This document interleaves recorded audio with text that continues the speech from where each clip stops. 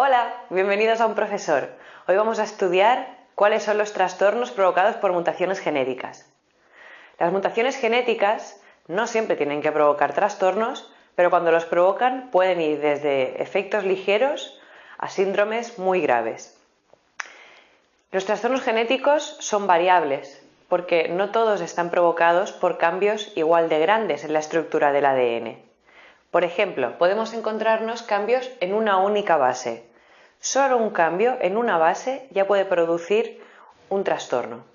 Por ejemplo, la anemia falciforme es un trastorno de la sangre en el cual los glóbulos rojos, en lugar de ser redonditos, tienen una forma de hoz y de esta manera no viajan igual de bien por la sangre y se acumulan en ciertos lugares donde la circulación de la sangre se estrecha.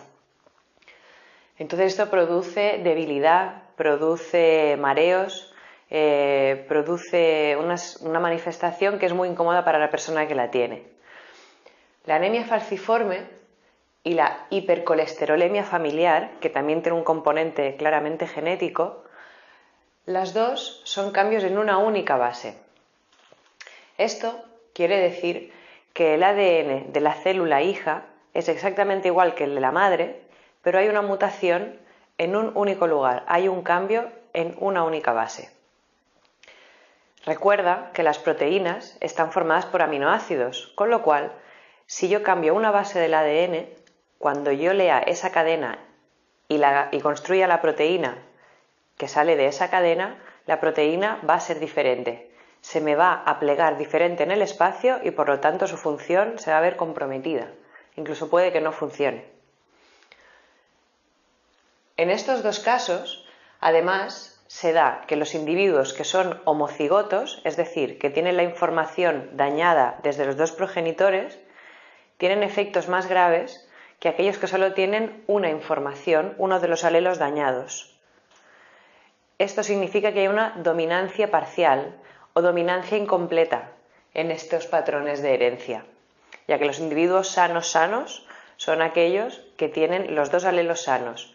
Los que tienen uno de los dos alelos tocados tienen manifestaciones leves y los que tienen los dos tocados tienen manifestaciones graves. Esto en estos dos casos. Y la miopía es algo muy común. Seguro que tú o alguno de tus amigos o familiares es miope, como yo. La miopía es un trastorno que se hereda de otra manera que estas dos características. La miopía basta que tengas uno de los alelos afectados para que tú ya pilles. Es decir, a mí me basta que me lo haya pasado mi madre o mi padre. Aunque tenga la información sana, en este caso la miopía se expresa de manera dominante. De manera que cuando yo recibo el alelo miope, voy a ser miope. Estos son ejemplos de trastornos cambiando una única base del ADN. Pero ¿y qué pasa si cambiamos trozos más grandes? Cuando el trozo afectado es un fragmento de un cromosoma, es decir, y hay más de una única base y hay varios genes incluso afectados, ahí tenemos un problema. Ahí lo que va a pasar seguramente es que vamos a tener un síndrome. Un síndrome es un conjunto de manifestaciones que es propias de un trastorno. Por ejemplo, tenemos el síndrome de George. Es un síndrome de los más frecuentes, siendo que una de cada 4.000 personas aproximadamente lo tiene, y se da por una deleción, es decir, una eliminación de un fragmento del cromosoma 10. En el síndrome de George y en cualquiera de los otros síndromes vamos a ver que las personas que lo tienen una cara característica. En cada caso va a ser diferente, pero hay cosas que se repiten a lo largo de los síndromes, como tener un fenotipo, una expresión facial concreta, como tener, por ejemplo, retraso mental y a menudo tener problemas psicomotrices también. En el caso del síndrome de George, también acostumbra a cursar con que se es más débil ante cualquier tipo de infección que pueda atacarte y suelen tener también problemas cardíacos. En el síndrome de Angelman o de Prader-Willi, cualquiera de estos dos, que son dos síndromes diferentes, ambos se producen por una eliminación o deleción del cromosoma 15. Lo único que en Angelman es la deleción del cromosoma 15 que viene de la madre y en Prader-Willi es una deleción de un trozo del cromosoma 15 que viene del padre. En este caso es menos frecuente, es aproximadamente uno de 20.000, y cada uno de los síndromes es distinto, es bastante distinto el uno del otro, aunque venga del mismo cromosoma. Alguien con Angelman acostumbra a tener una expresión de siempre alegría, aparentemente sin motivo, sonríen mucho, parece que todo va bien, son muy movidos, aunque cursa con un cierto retraso mental, y a veces no se llegan a desarrollar sexualmente. Tienen una cara característica y bueno, tienen problemas varios también en órganos diversos. El Prader-Willi no tiene estas expresiones de felicidad. El Prader-Willi más bien lo que pasa es que tiene un problema hormonal y eso hace que coma mucho, que tienda a engordar, y también suele venir acompañado de retraso mental, a veces incluso no se desarrollan a nivel de habla, y es algo bastante distinto de un Angelman. Si buscas algunas imágenes podrás ver perfectamente cada uno de estos síndromes y te acordarás mucho mejor de ellos. Y por último, Cri-du-Chat también es un cambio de un fragmento de un cromosoma.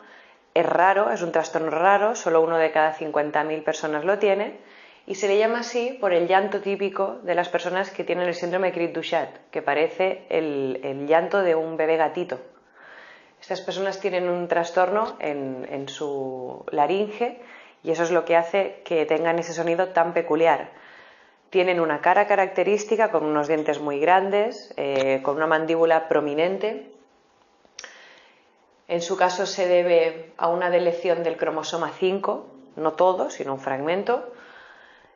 Y Cri-du-Chat también suele cursar con serios problemas. De hecho, muchos de los bebés mueren antes del año y los que quedan van a tener problemas a medida que envejezcan.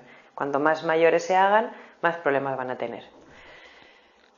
Y por último, vamos a ver ahora qué pasa cuando hay cambios en el número de cromosomas. Ya te adelanto que vamos a encontrar otros síndromes.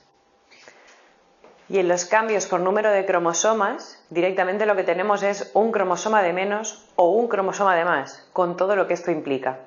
Si tengo un cromosoma de menos, me va a faltar información, con lo cual hay características que no se pueden desarrollar. Pero es que si tengo un cromosoma de más, también se me va a afectar al proceso de transformar el ADN en proteínas, con lo cual eso me va a interferir en que se hagan las cosas como se tienen que hacer. Así que ni tener de más es bueno, ni tener de menos es bueno. En cualquiera de esos casos tendremos síndromes, otra vez. El síndrome de Turner, por ejemplo, se debe cuando hay uno de los cromosomas sexuales X que no se manifiesta. Es decir, esto es algo específico de mujeres. Sería una mujer sin uno de los cromosomas X, es decir, 45 cromosomas totales, y lo que implica que la persona tenga un síndrome Turner es que no va a poder manifestar los caracteres primarios ni secundarios propios del sexo femenino. No se le van a desarrollar ni sus ovarios, ni le van a crecer los pechos, no se va a feminizar y, por supuesto, va a ser estéril. Aparte de que desde fuera se va a ver como una niña, no llegan a madurar. A una persona con síndrome de Turner se la puede tratar con estrógenos y vemos un cambio importante, porque el problema es que no produce estrógenos al no tener los ovarios maduros. Un síndrome de Edwards, nada que ver, es otra causa. Aquí lo que hay es un exceso. Hay un triple 18. O sea, tengo un cromosoma 18 de más. Por lo tanto, 47 cromosomas finales y en el caso del síndrome de Edwards lo que pasa es que hay un trastorno de generación de huesos y músculos, se desarrollan mal, viene con un retraso mental fuerte, con una expresión facial característica y no tiene arreglo. Cualquiera de estos síndromes hay que vivirlo de la mejor manera que se puede porque no hay una solución. Por último, el síndrome de Down es el más conocido. De hecho, en Estados Unidos, una de cada 700 personas tiene síndrome de Down, lo cual es un montón. La hace la enfermedad más frecuente, el síndrome más frecuente de toda la humanidad. Aquí lo que hay es un triple cromosoma 21, tenemos 47 cromosomas finales y en el caso del síndrome de Down, pues la mayoría conocemos a alguien, ya sea familiar, amigo, que lo tiene.